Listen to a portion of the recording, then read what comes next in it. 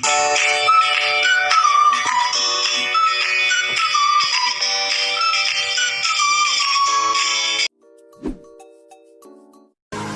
I know all the feelings that we shared are in the past.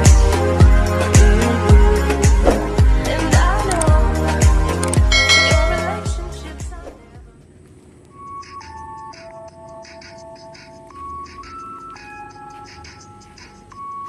Assalamualaikum warahmatullahi wabarakatuh. Selamat siang semuanya. Perkenalkan, nama saya Puja Indriani. Saya merupakan mahasiswi semester 4 Prodi Pendidikan Biologi Fakultas Keguruan dan Ilmu Pendidikan Universitas Tanjung Pura, Pontianak. Baiklah, sebelum melanjutkan menonton channel YouTube ini, saya minta bantuan kepada semuanya untuk mensubscribe channel YouTube ini agar channel YouTube ini semakin berkembang lagi. Baiklah, saya ucapkan terima kasih atas bantuan subscribe-nya. Saya di sini tepatnya berada di perkarangan rumah saya di Desa Sungai Bakau Kecil, Kabupaten Mempawah. Saya membuat konten ini akan membahas sedikit mengenai salah satu tumbuhan tingkat rendah, yaitu lumut. Baiklah teman-teman, selamat menyaksikan video kali ini. Check it out.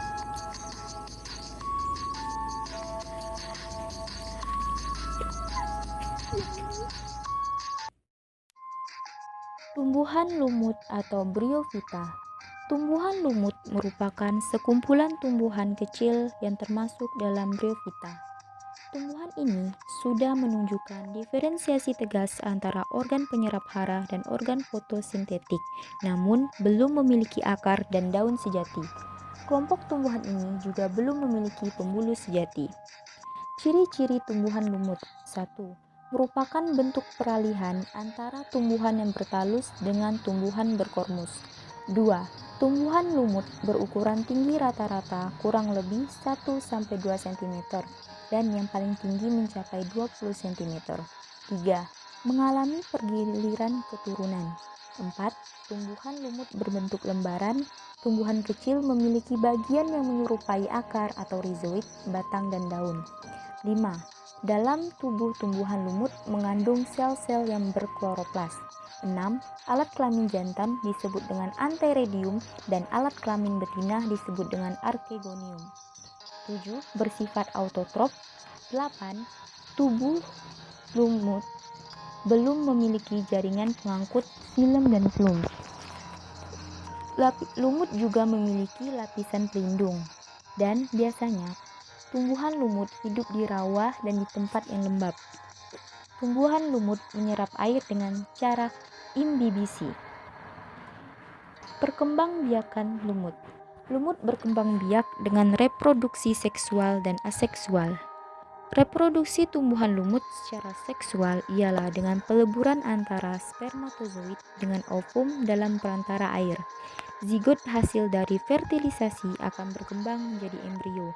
Lalu itu sporopit diploid 2N yang memiliki sporangium atau kotak spora dan menghasilkan spora homospora. Dan sedangkan reproduksi tumbuhan lumut secara aseksual ialah spora haploid yang menghasilkan dalam sporangium akan tumbuh dengan menjadi protonema dan kemudian menjadi gametofit.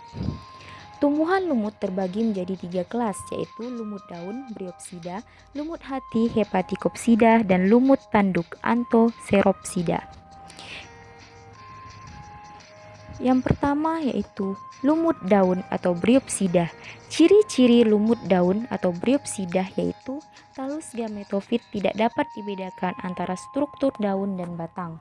Talus gametofit mempunyai bentuk simetri radial. Archegonium dan anteredium terbentuk pada ujung gametofit di antara daun dan kemudian tumbuh sporangium.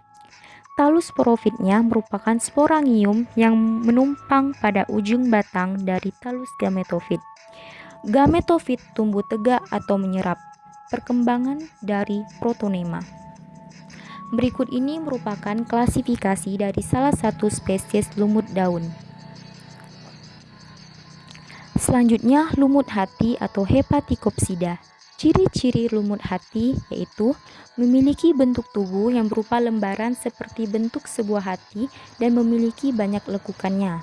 Tumbuhan ini memiliki struktur tubuh yang meliputi akar, batang, dan daun. Lumut hati memiliki dua cara untuk bereproduksi, yaitu dengan cara aseksual dan seksual. Tumbuhan ini memiliki alat reproduksi yang berbentuk seperti sebuah payung. Dapat melakukan sebuah proses fotosintesis untuk dapat menghasilkan sumber makanannya sendiri. Umumnya dapat tumbuh dan menempel di bebatuan, tanah, dan juga daun-daun pepohonan. Berikut ini adalah contoh klasifikasi dari salah satu spesies lumut hati. Selanjutnya, lumut tanduk atau Anthoceropsida. Ciri-ciri lumut tanduk yaitu tubuhnya cukup mirip dengan lumut hati, tapi memiliki perbedaan pada sporofitnya. Sporofit ini bisa membentuk kapsul yang memanjang dan dapat tumbuh seperti tanduk. Habitatnya ada di daerah yang memiliki kelembaban cukup tinggi dari sebuah tempat. Seluruh porosporangium ini terdiri dari sebuah jaringan atas dan dari beberapa sel mandul. Columella yang diselubungi oleh jaringan columella ini kemudian memproduksi spora.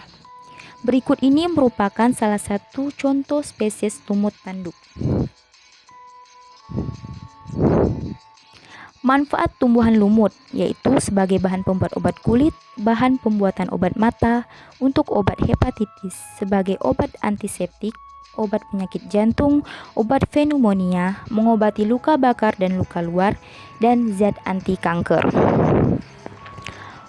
Tumbuhan lumut yang saya temukan di perkarangan rumah tempat saya tinggal, tepatnya di Desa Sungai Bakau Kecil, Kabupaten Mempawah, yaitu lumut daun. Tumbuhan lumut yang saya temukan ini memiliki ciri-ciri tubuhnya sudah jelas antara batang, daun, dan rhizoid meskipun masih bersifat semu. Nama dari tumbuhan lumut yang saya temukan ini yaitu Claudium ossiculum. Berikut ini merupakan klasifikasinya.